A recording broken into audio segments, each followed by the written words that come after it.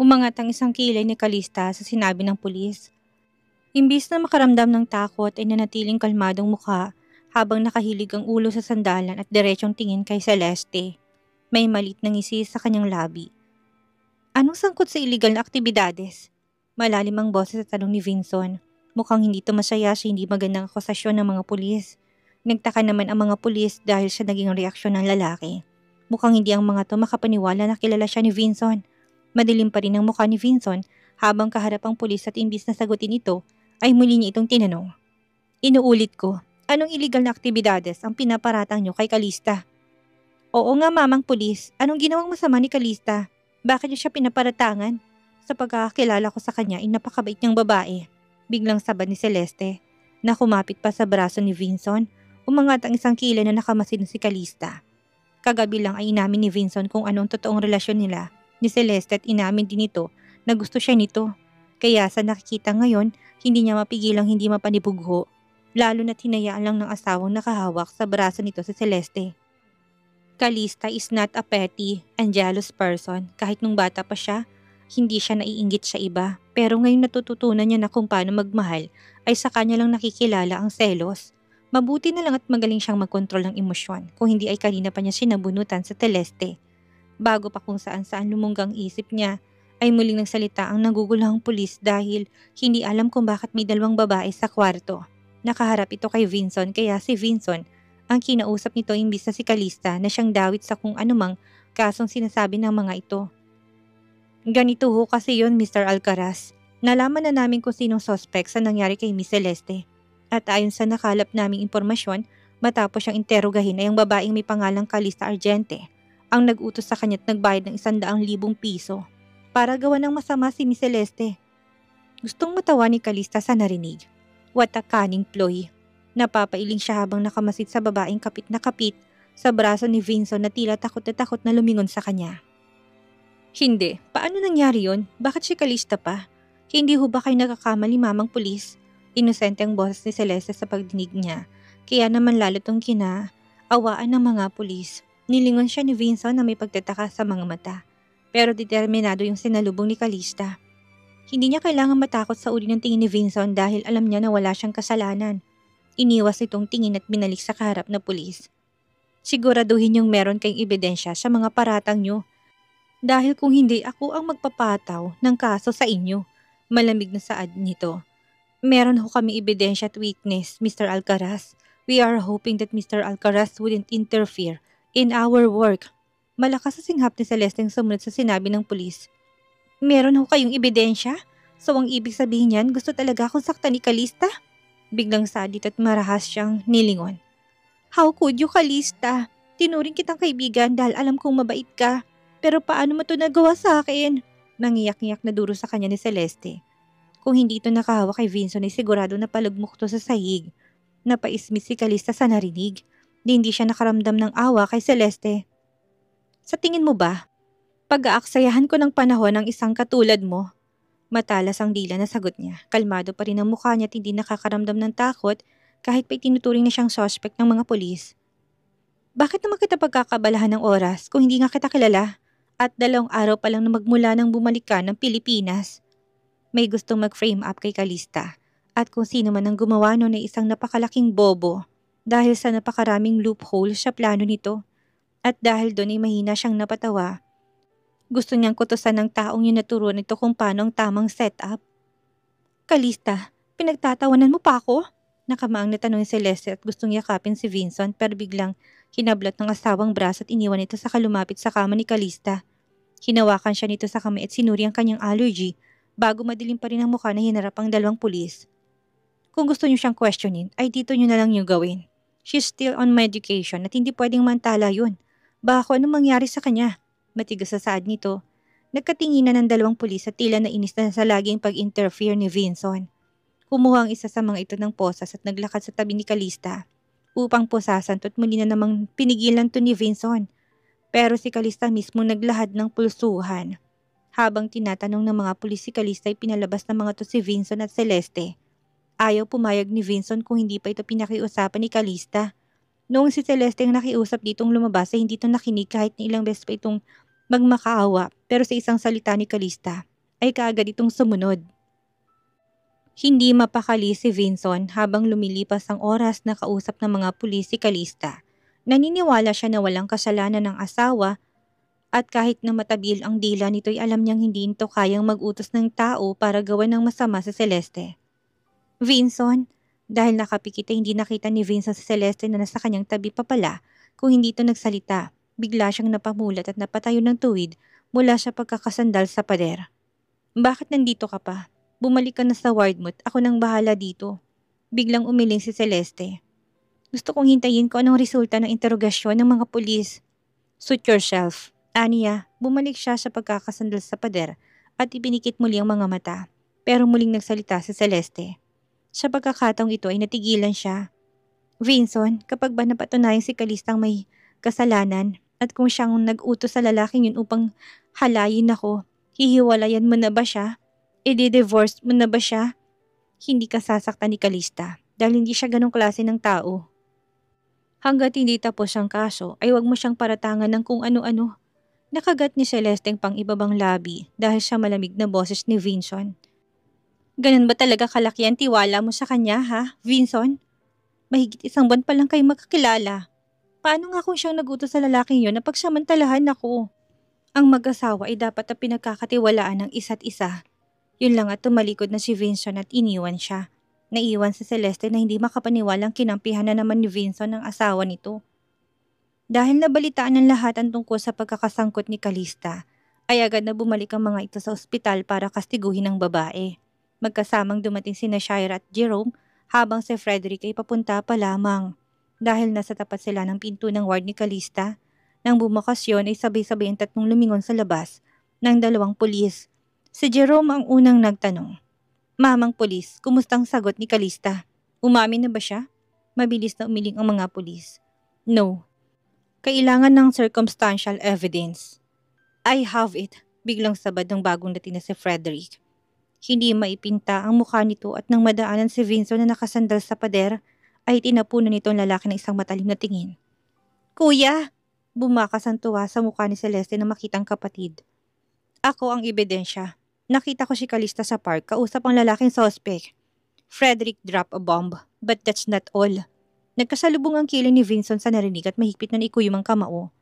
Kahit sabihin pa ng mga to na may ebidensya sila sa pagkakadawit kay Calista, ay hindi pa rin siya naniniwala na kaya yung gawin ng kanyang asawa. Sigurado ka sa ebidensya mong hawak? Isa kang kilalang tao para magsabi ng kasinungalingan. Malamig na saad ni Vinson. Sinalubong niyang nauuyam na tingin ni Frederick. At dahil kilala akong tao, kaya kailangan kong pumunta dito at magbigay ng testimony. Hindi ako basta papayag na may taong gustong sirain ang buhay ng inosente kong kapatid. Distrikto man si Frederick pero masyado siyang mapagmahal sa kapatid. Kahit na magkapatid lang sila sa ama ni Celeste ay buong puso naman niya itong pinoprotektahan dahil ayaw niya nang maulit ang nangyari sa kanya. Ayaw na niyang mawalan pa ulit ng kapatid. Kaya determinado siyang iliin ang inosente kong asawa kahit na wala siyang kasalanan. Vincent stood straight and faced Frederick. Hanggat hindi pa tapos ang investigasyon ay inosente pa rin ang asawa ko. Pumasok siya sa kwarto ni Calista at naabutan itong umiinom ng tubig at tila may malalim na iniisip. Nilapitan niya ito sa kahinalikan sa noo at hinaplos ang buhok. Don't worry, I believe in you. Ginantihan to ni Calista ng ngiti pero hindi sumagot at hinayaan si Vinson na haplusin ang buhok niya.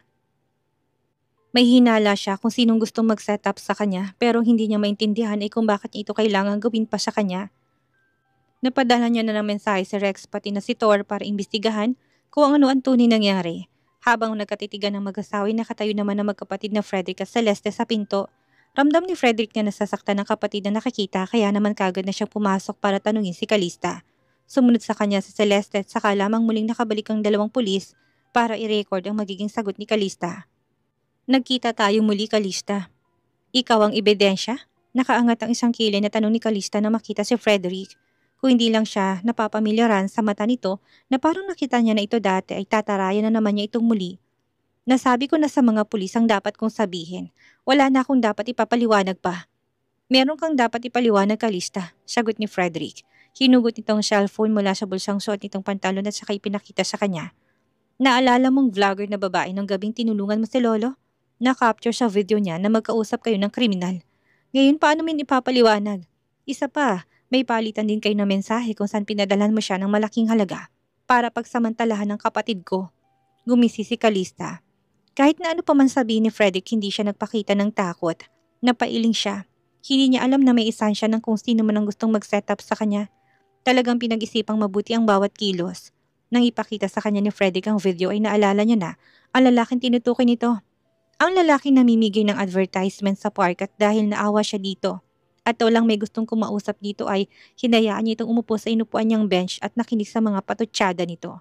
Iniskan niya rin ang QR code na binigay nito para magkaroon daw siya ng discount kapag pumunta siya sa restaurant na mga ito. Calista was all suspicious at first, but after researching and hacking the restaurant's website, her doubts were erased. Hindi rin naman nagtagal ng pag-uusap nila ng lalaki dahil kaagad itong umalis. Hindi niya alam na nahagip pala siya sa video ng vlogger na nakaaway niya. Dahil may ebidensya ng magpapatunay na nagkausap kayo ng suspect, ay iniimbitahan ka namin, Miss Calista Argente, na sumama sa presinto. Sabad ng pulis matapos nila mapanood ang video. Whatever. Kibitang balikat at baliwalang sagot ni Calista. Napatingin naman ang lahat sa kanya dahil sa tila walang pakialam niyang kilos. Tumingin siya sa mga pulis at nagtanong. Pwede na siguro akong tumawag ng abogado ko, hindi ba? Yes, sagot ng pulis. Mabilis na inabot ni Calista ang cellphone sa nightstand pero biglang nagsalita si Vincent na nakaupo sa gilid niya. Kali, I have a lawyer. I can call them to help. Mariing umiling si Calista. Hindi na kailangan, may kilala akong lawyer na makakatulong sa akin. Tumango lamang si Vincent saka mabilis na tumayo, saka lumabas ng kwarto.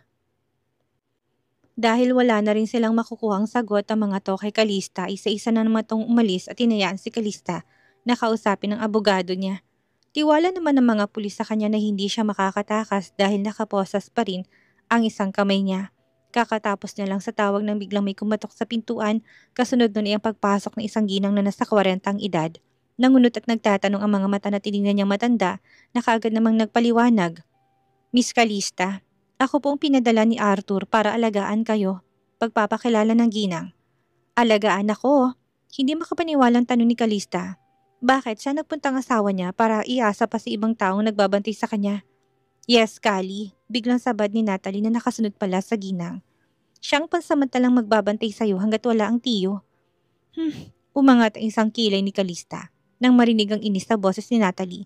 Bigla siyang nagkaroon ng hindi magandang naisip. Bakit? Saan nagtungo si Vincent? Kalmadong boses sa tanong niya pero base sa expression niya ngayon ay kailangang sumagot ni Natalie. Kasi Calista. Umangat ang isang kilay niya. Not telling? Hinatid niya si Celeste sa bahay nila. Biglang sigaw ni Natalie. Napapikit pa ito sa takot na mabasang galit sa mukha ni Calista. Pero lingid sa kaalaman niya ay nakangisi lang si Calista nang magmulat siya ng mata. Sa totoo lang kahit nansasakta si Calista at sa nalaman ay wala rin siyang pakialam. Ang gusto niya lang ngayon ay malinis ang pangalan niya at maklaro ang pangalan niya. Nangangati na rin ang kamay niya na tanggalin ng posas kaso baka lalo siyang paghinalaan ng mga pulis kung paano niya natanggal ng walang susi.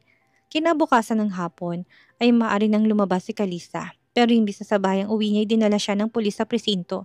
Nakausap niya ng lawyer niya kahapon at naghihintay na rin ito sa kanya na makarating ang sinakyan nilang pulis mobile sa presinto. Habang nasa loob ng interrogation room ay walang takot na mababakas sa mukha ni Calista habang kine-question siya. Calista Argente, inaamin mo bang pagiging kasabwat mo sa nangyari kay Miss Celeste?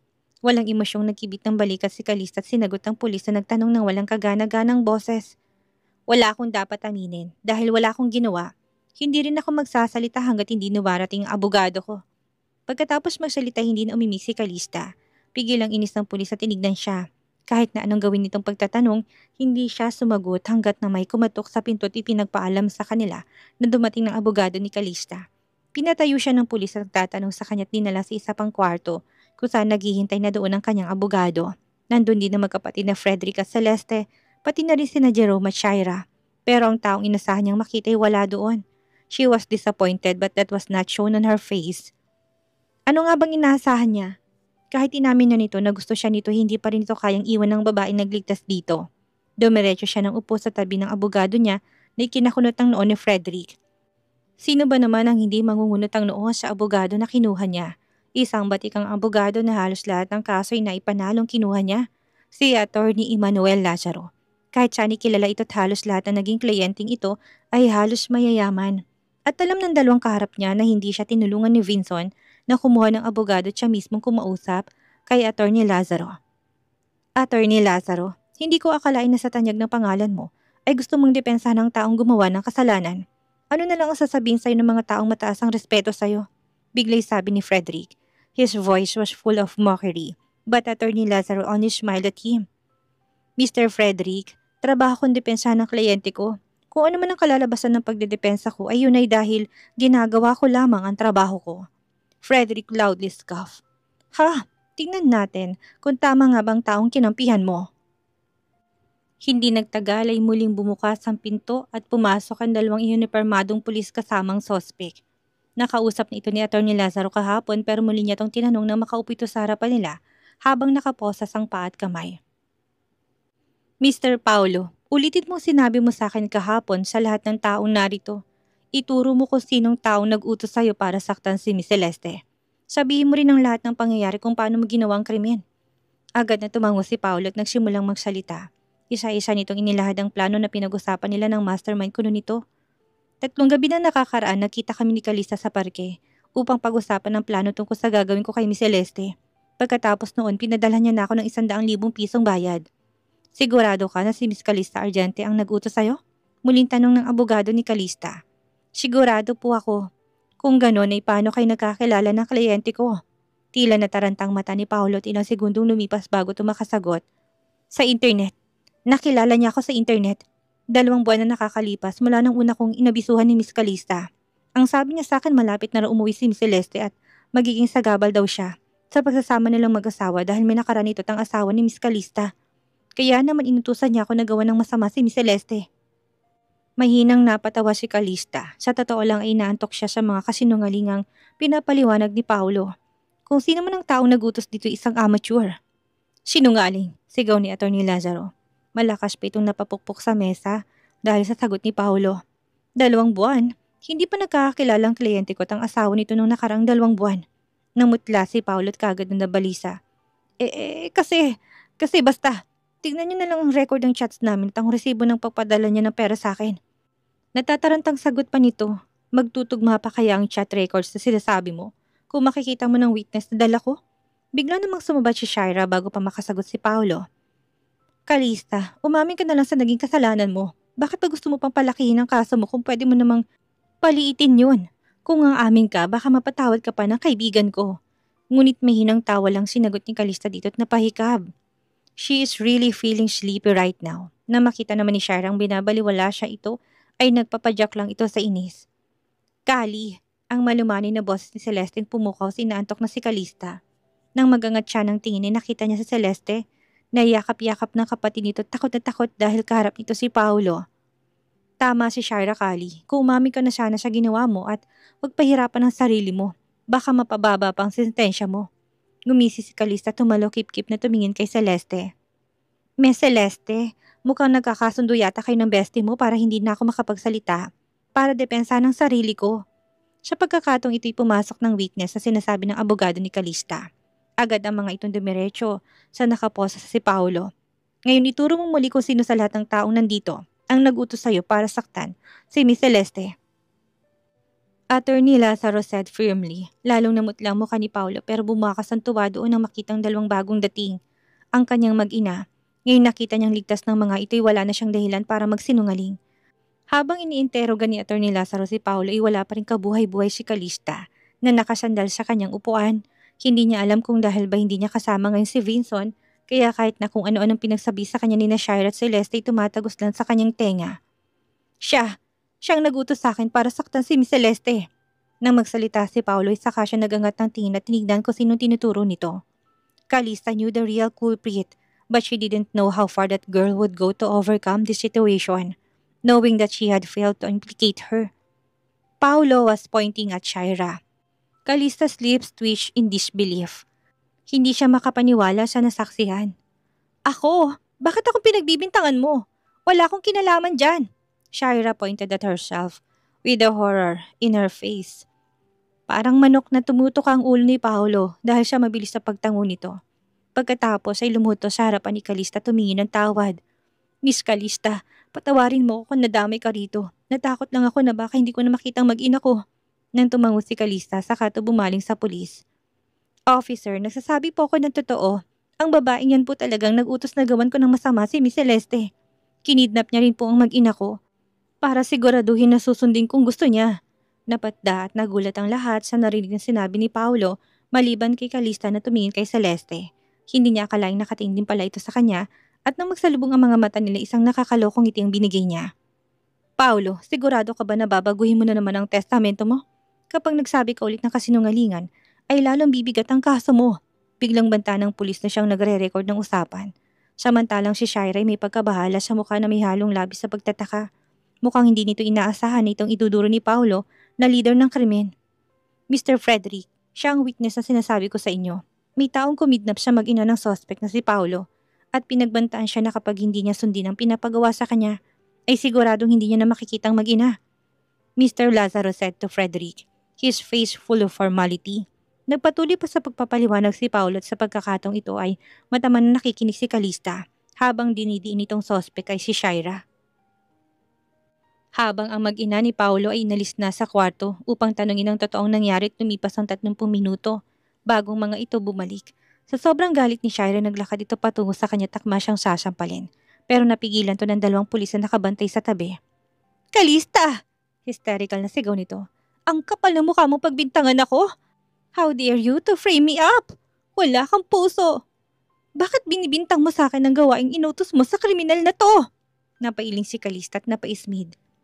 Shira, nagutos lang ako sa abogado at kaibigan ko na tulungan ng mag-ina at iligtas sila. At ngayon ko lang din nalaman kung sinong tunay na salarin. Biglang tumalim ang kanyang mata. It's you again, Shira. Sa pandinig na iba'y walang ibang meaning ang sinabi niya, pero sa kanilang dalawa ni Shira ay malalim ang kahulugan ng huling sinabi niya. Kung gusto mo akong i-frame up, sisiguraduhin ko hindi ka magtatagumpay. Pero hindi na ito nakapagsalita pa ng pinusasan ito ng mga pulis. Nagmakaawa to kay Frederick at sa kaibigan kaya naman nilapitan siya ni Celeste at tinawakan sa palad. Kali, nakikiusap ako sa'yo. Hindi ko alam na ganito palang mangyayari sa pagbabalik ko. Pero alam ko mabait na kaibigan si Shira. Can you give her a chance, please? Celeste looks fragile, sick, and pitiful. But Calista put her hand before standing up. Noong ako ang dinuduro niyo na may kasalanan, nakiusap ba ako na pagbigyan niyo ako? Did you give me a chance? A benefit of the doubt? Buong buo sa isip niyo na akong gumawa ng masama.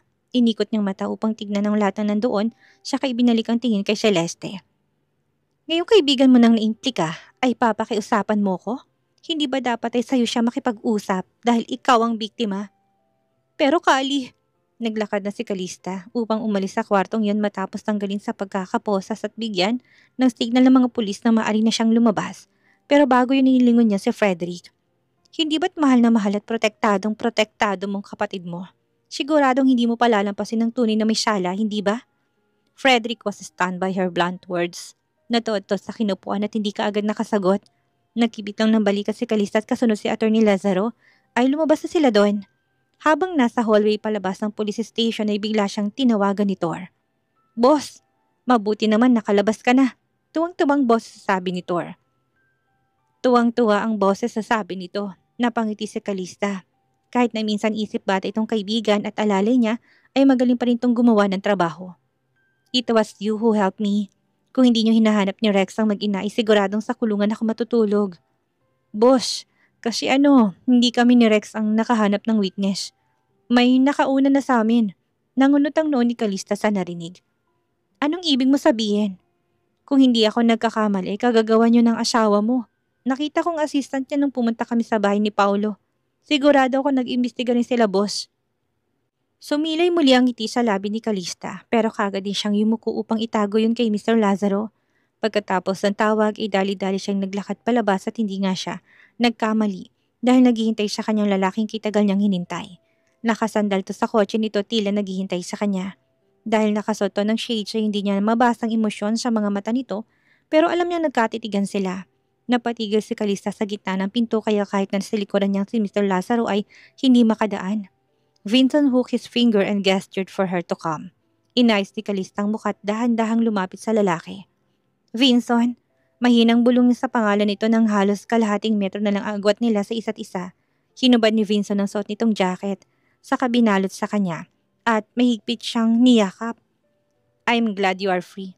Bulong nito sa kanyang tenga at lalo pang hinigpitan ng pagkakayakap sa kanya. Ang tanging sagot ni Calista dahil nakaramdam siya ng pag-iinit ng sulok ng mga mata. She may be tough in front of others, but in Vincent's arms, she wants to be vulnerable. Gusto niyang maramdaman ang pag-aaruga nito.